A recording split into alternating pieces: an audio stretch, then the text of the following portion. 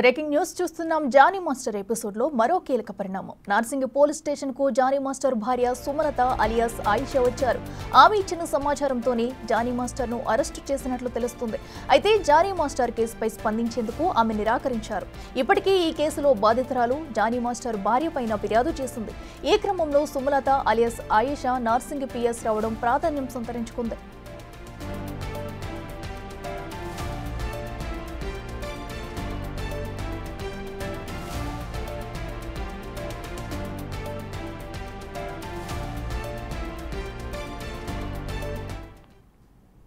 ఇదే అంశానికి సంబంధించి మరింత సమాచారం మా ప్రతినిధి రానా లైవ్ లో అందిస్తారు. రానా, చెప్పండి, మరి జానీ మాస్టర్ కేసుకు సంబంధించి ఆయన భార్య కూడా పిఎస్ కు వచ్చినట్టు తెలుస్తుంది. అసలు అక్కడ ఏం జరుగుతుంది, డీటెయిల్స్ ఏంటి? ఇదొక మరొక ట్విస్ట్ గానే మనం భావించాల్సి ఉంటుంది. ఎందుకంటే దాదాపు 3 రోజుల నుంచి కూడా చూస్తున్నాం Jani master phone switch off, Jani master వైపు సతీమణి సుమలత అలియాస్ ఆయేషా ఆమె కూడా ఫోన్ స్విచ్ ఆఫ్. ఎప్పుడైతే జానీ మాస్టర్ గోవాలో అరెస్ట్ అయ్యాడనే వార్తలు మీడియా పరంగా కూడా పెద్ద ఎత్తున కూడా రావడమైందో, ప్రసారమైందో, వెంటనే జానీ మాస్టర్కి సంబంధించిన వైఫ్ కూడా ఇప్పుడు వెలుగులోకి వచ్చినటువంటి సందర్భం ఏర్పడుతుంది. అయితే ఆమె హుటాహుటిన కియా కారులో వచ్చింది. కియా కారులోకి వచ్చి స్టేషన్లోకి వెళ్ళింది. స్టేషన్లోకి వెళ్ళిన తర్వాత అక్కడ ఉన్నటువంటి రైటర్తోనూ అక్కడ ఉన్నటువంటి ఎస్ఐతోనూ ఆమె బాధితురాలు ఇచ్చినటువంటి కంప్లైంట్కి సంబంధించిన కాపీను, అలాగే కంప్లైంట్ ఏమని ఇచ్చిందనేసి కూడా వివరాలు అడగడానికి ప్రయత్నించింది. అయితే పోలీసులు మాత్రం సున్నితంగా తిరస్కరించారు. ఎందుకంటే బాధితురాలకు సంబంధించిన ఏ ఒక్క వివరాలు మేము ఇవ్వడానికి ఉండదు, ఆమె ఏం అలిగేషన్స్ పెట్టింది అంతా కూడా మీరు కోర్టులో కావాలంటే తీసుకోండి, ఎఫ్ఐఆర్ కాపీ కానీ లేకపోతే కంప్లైంట్లో ఏం రాసిన అనే వివరాలు మేము ఇక్కడి నుంచి మేము చెప్పము అనేది సుమలతకి చెప్పినటువంటి పరిస్థితి ఏర్పడుతుంది. అయితే ఆమె 2 minutes 3 minutes అక్కడ వెయిట్ చేసింది. తర్వాత జానీ మాస్టర్ సంబంధించిన అరెస్ట్ విషయం గురించి ఆమె వాకప్ చేసినట్టుగా మనకి సమాచారం ఉంది. అయితే దానిపైన కూడా మాకు క్లారిటీ లేదని కూడా నార్సింగ్ పోలీసులు చెప్పిన నేపథ్యం ఏర్పడుతుంది. అయితే ఎఫ్ఐఆర్ కాపీ ఇవ్వడానికి మీకు ఏంటి ప్రాబ్లం అనేసి అడిగినట్టుగా తెలుస్తుంది. అయితే ఎఫ్ఐఆర్ కాపీ ఇవ్వడానికి మా రూల్స్ ఒప్పుకోవు, మీరు ఖచ్చితంగా కోర్టుని ఆశ్రయించాల్సిందంటూ కూడా పోలీసులు చెప్పినట్టుగా మనకు సమాచారం అవుతుంది. అయితే వెంటనే బయటకు వచ్చినటువంటి సుమలత అలియాస్ ఆయేషా మీడియా ప్రతినిధులు ఆమెను ప్రశ్నించడం జరిగింది. ప్రశ్నించినప్పుడు ఆమె కొంచెం కోపంగా మాట్లాడింది. ఎందుకంటే మీ మీద కూడా మేము కేసులు పెడతామనేసి కూడా మీడియా పైన చిందులు వేసినటువంటి పరిస్థితి ఏర్పడుతుంది. అయితే మీడియా ప్రతినిధులు అందరం ఒక క్వశ్చన్ వేశాం, మీరు కూడా బాధితురాల్ని కొట్టారంటే కదా అంటే ఆ విషయం మీద మాత్రం ఆమె దాట వేసింది. దాంతోపాటు నాకు ఒక ఫేక్ కాల్ వచ్చింది, ఆ ఫేక్ కాల్ని నిజమా అబద్ధమా తెలుసుకోవడానికే నేను నార్సింగ్ పోలీస్ స్టేషన్కి వచ్చానంటూ కూడా ఆమె చెప్పినటువంటి పరిస్థితి ఏర్పడుతుంది. పదే క్వశ్చన్ చేసినప్పుడు ఆమె మీడియా పైన చిందులు వేస్తూ కారు ఎక్కేసి వెళ్ళిపోయినటువంటి నేపథ్యం ఏర్పడుతుంది. అయితే ఇక్కడ మరొక ట్విస్ట్ ఏంటంటే జానీ మాస్టర్ హైదరాబాద్ నుంచి వెళ్ళినటువంటి ప్రతి ఒక్క మూమెంటు ఆయేషాకి తెలుసు.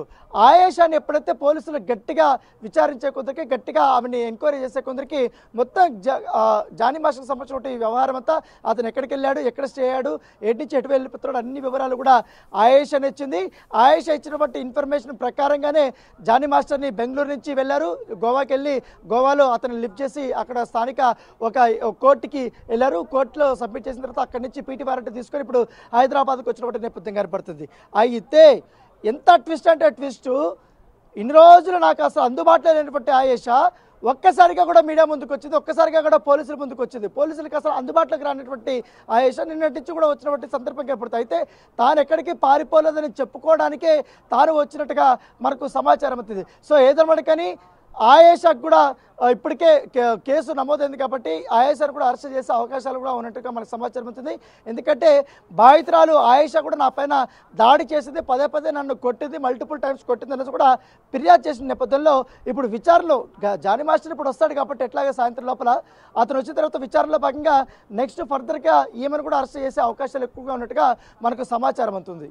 అయితే రానా, మరి జానీ మాస్టర్ గురించి మరి అతని భార్య చెప్పడాన్ని ఇప్పుడు మనం ఎలా చూడాలంటారు? అలాగే మరి జానీ మాస్టర్ వచ్చిన తర్వాత పోలీసులు కూడా ఆయేషాని తీసుకెళ్లి విచారించే అవకాశం ఉందంటారా? అండ్ మళ్ళీ మరొకసారి తను పోలీస్ స్టేషన్కి వెళ్ళి అతను కలిసే అవకాశం ఉందంటారు? డెఫినెట్లీ ఈ కేసులో చాలా క్లియర్గా బాధితురాలు దాంతోపాటు మతం మారమని కూడా ప్రోత్సహించింది, నన్ను బెదిరించిందని కూడా బాధితురాలు చెప్పింది.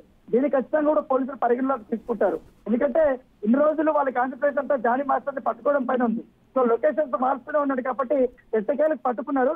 ఇంకా జానీ మాస్టర్ని పట్టుకున్న తర్వాత ఖచ్చితంగా నా వైపు కూడా పోలీసులు మళ్ళీ వస్తారు, నన్ను కూడా అరెస్ట్ చేసే విషయం ఉంటుందని ఉద్దేశంతో ఆమె వచ్చిందనేది కూడా ఇక్కడ పోలీస్ సర్కిల్స్ లో వినిపిస్తున్నటువంటి మాటగా.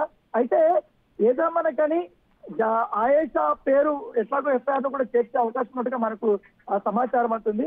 ఇప్పుడు విచారణలో తను చేసినప్పుడు నేరం ఒప్పుకుంటాడా లేదా అనేది జానీ మాస్టర్ విషయంలో మనకు తెలియాల్సింది. అతను ఇప్పుడు తీసుకొస్తాడు కాబట్టి విచారణ చేసిన తర్వాత ఆయన రిమాండ్కి తీసుకెళ్లే సమయంలో దాదాపు 3 గంటల 6 గంటలు కూడా విచారించే అవకాశం ఉంది. ఎవిడెన్స్ ముందు పెడతారు కాబట్టి ఆయన ఏం చెప్తారనేది కూడా ఒక ఆసక్తికరమైనటువంటి పరిణామం. Right Rana, thanks for updates.